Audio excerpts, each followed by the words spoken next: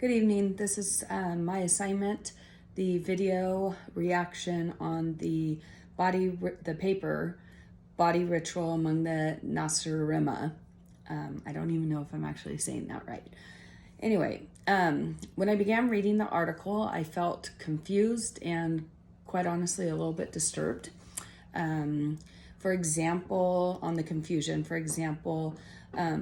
the beliefs of this culture were described as magical in the first chapter, but then later the cultural is characterized by a highly developed market economy.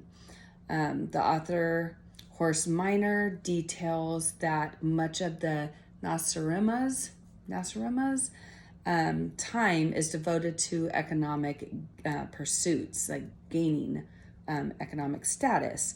In my opinion, that did not pair well with like what I would consider magical beliefs. Magic is more based on spells and potions and things like that. So the idea that these people were extremely focused on economic gain seemed to contradict that. As I continued to read, I began to see that that this was just one perspective of a culture. And then as I kept reading and read it a couple of times, I actually realized that it was a perspective of American culture. I began to see that more clearly. So it was an interesting article that did leave me a little bit disturbed, but very, very interesting. An example of a practice that I've grown up with that could be perceived differently by others would be Catholicism.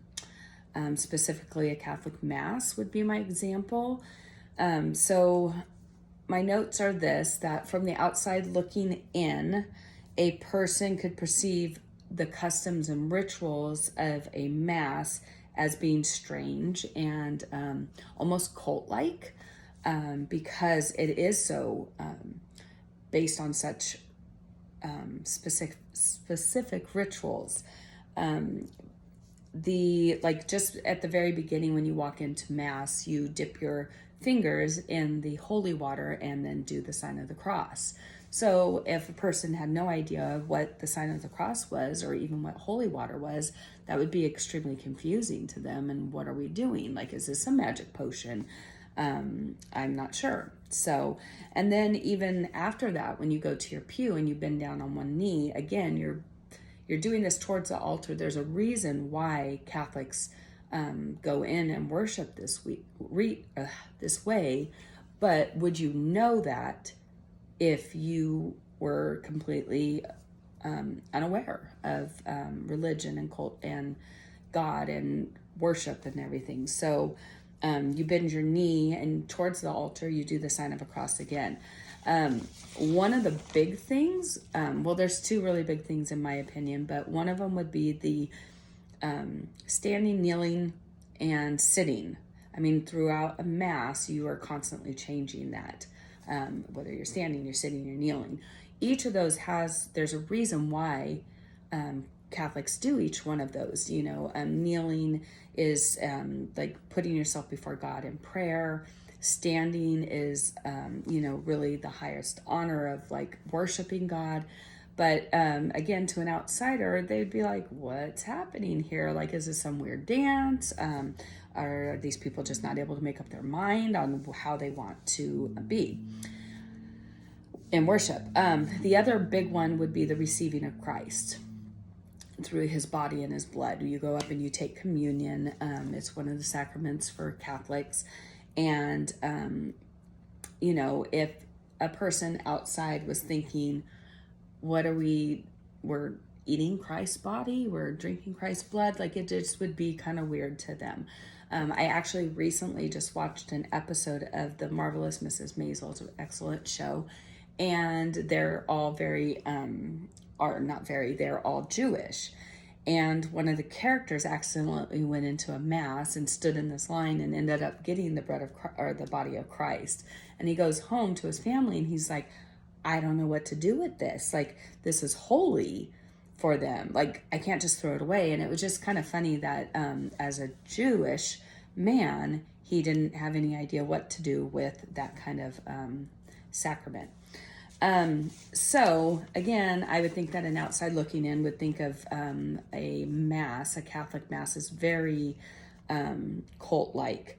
However, these rituals become so second nature to a Catholic that they recite and say things without even thinking about it. It's actually becomes very little effort to do. So as far as how Catholicism has changed, there's been a lot of different changes, like in responses. For example, my entire childhood, there would be the moment when the priest says, "May the Lord be with you," and your automatic response was, "And also with you." But we don't say that anymore. Now it's, "May the Lord be with you," and "with your spirit" is the response. So things like that have changed in the Catholic Church, and their influence over our culture has been, in my opinion, both positive and negative. There's been a lot of positives. Catholic religion, the Catholic Church, is responsible for numerous hospitals, schools, the nuns, the monks, they do work with people in need. So there's a lot of positives there. The hospitals, obviously, I mean, they're helping people that are sick, that diseases. It's incredible. On the other side of that, though, there's also some of the negatives. They have very high standards and beliefs, and there's not a lot of growing up. I didn't feel that Catholicism really put a lot of emphasis in grace and forgiveness by grace, and that's something that I had to go outside the Catholic Church to learn more about in a non-denominational church, so then I could come back and appreciate more now the roots of the Catholic Church. There's a Reverend Mark Massa. He's a dean at Boston's College School of Theology and Ministry. And he says that the church has developed or does develop over history. He refers to the 60s as a Catholic revolution, stating that that's when changes started being made as far as the Catholic Mass being able to be offered in English rather than just in Latin, and how it was really hard for Catholics to accept this. Basically because, human nature, we like to feel secure and safe, especially in our faith, especially in how we worship. And this was making a change that people were uncomfortable. Like, wait a minute, we've been doing it all this time, and this was honoring to God. Why are we changing it?